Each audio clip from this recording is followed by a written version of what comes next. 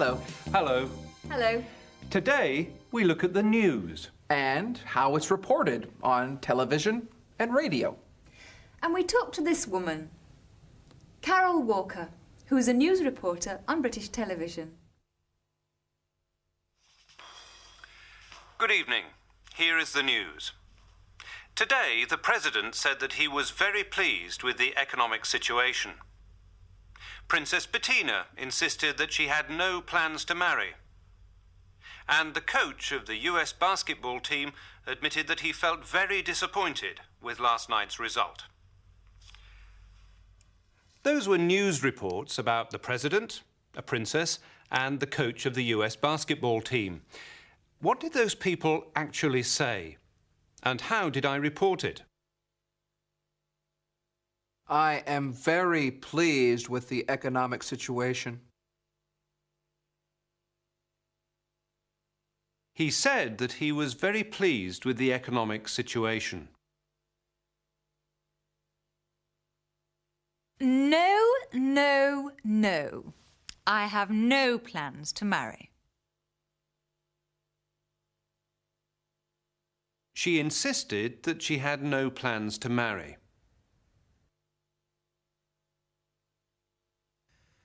Yes, it's true. I feel very disappointed. He admitted that he felt very disappointed.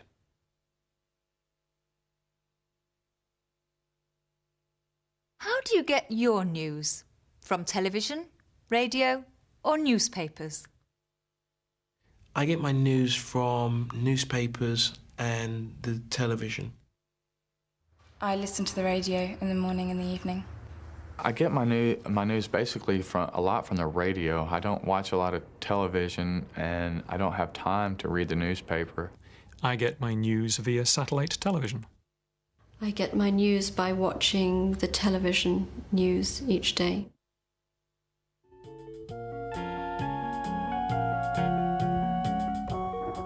Hi, welcome to Monster News.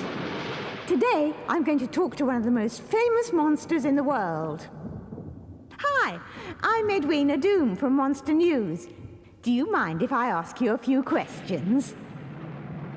Do you have any plans to make a new film? Who's your new girlfriend? And why don't you like answering questions? Now then, did you want to ask me any questions? What questions did the reporter ask the monster? She asked him if he had any plans to make a new film. She asked him who his new girlfriend was. She asked him why he didn't like answering questions.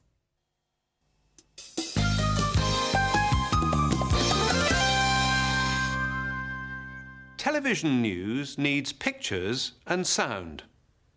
For any news story, there'll be a camera crew and usually a reporter who is on the spot to explain what is happening. Carol Walker is a BBC television news reporter. Let's find out how a story is put together and what the difficulties are.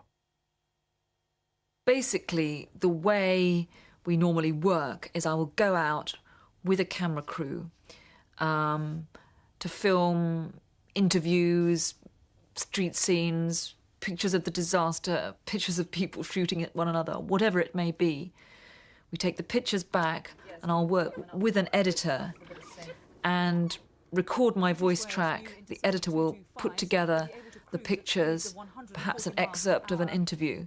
And that basic process is the same whether I'm reporting on a British rail story in London or a war anywhere overseas. We're going to have to keep it quite tight because we've only got, because it's short bulletins. How long?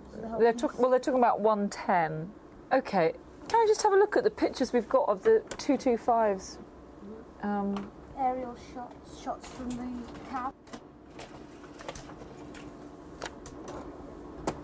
Shots from the cab. We've got some areas. It'd be nice to start with some of this, wouldn't it, really?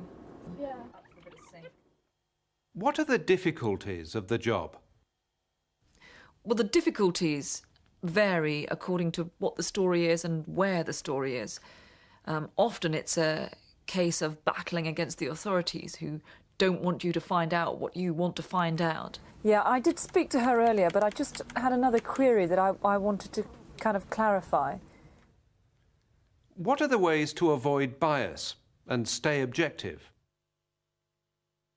I think that to avoid bias, what you have to do is to stand back a little bit, to try to approach everything that anybody says to you with a certain degree of scepticism, and to try, wherever possible, to check it out and to get the other point of view, and not to necessarily believe everything people tell you, to always be aware that they may very well have a hidden agenda behind what they're telling you, and they may be exaggerating something for political reasons. Carol works with a camera crew, a team of people who accompany her when she's reporting. They film interviews and street scenes. Carol may have to interview a politician or report a terrible accident or disaster. She's now going to talk about one particular news story, a plane crash in Holland. Here's how she reported it on the television news.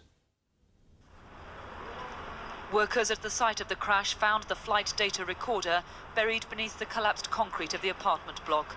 It is severely damaged and burned and has been taken to the Farnborough Accident Investigation Centre to be examined by specialists. The cargo plane's full load of fuel kept the huge fire burning here for 3 hours. The flight data recorder is designed to withstand only about half an hour of intense heat.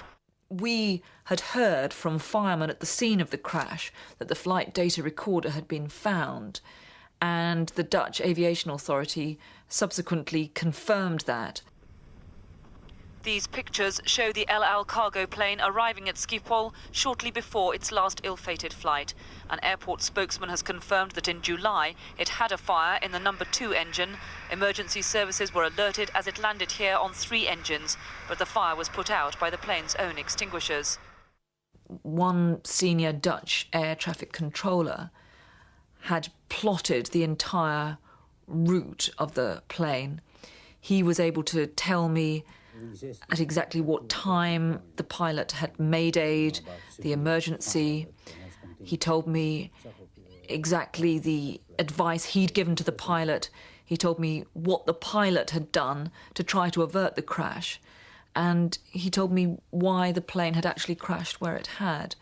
Air traffic controllers have already given crash investigators some details of that final flight, number LY1862, which lasted less than 15 minutes.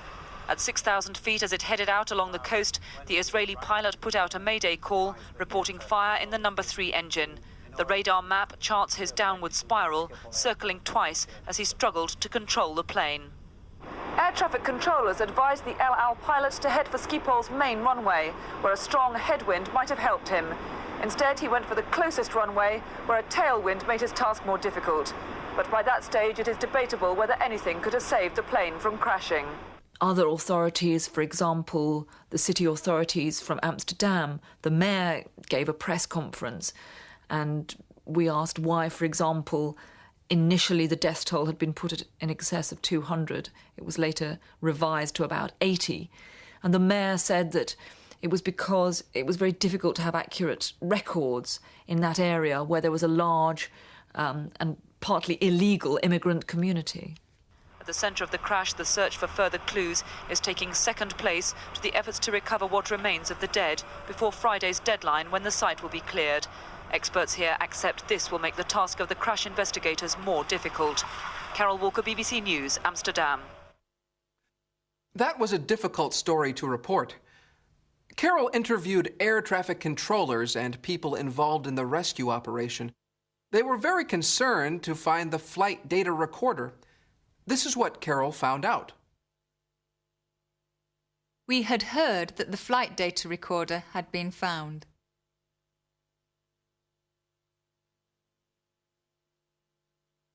And what did the air traffic controller say? He told me the advice he had given to the pilot. He advised the pilot to head for the main runway. Reporting about the Amsterdam air disaster was a disturbing job for Carol. So, after all that, does she like her work? I think I enjoy the unpredictability of it. I think I enjoy the fact that even if I'm having a rather boring day in the office, things can happen very suddenly and I can be travelling somewhere halfway around the world. I think also you get, if you like, a front row seat on events which are shaping history, world events of enormous importance, and a chance to actually be there when those events are happening and to talk to the people who are making history is an extraordinary opportunity. This is what Carol enjoys about her work. She likes having a front row seat. She reports on world events of enormous importance. And she interviews people who are making history. Today, we met Carol Walker, an international television news reporter. And she told us what her working life was like. That's all for now. Goodbye. Goodbye. Goodbye.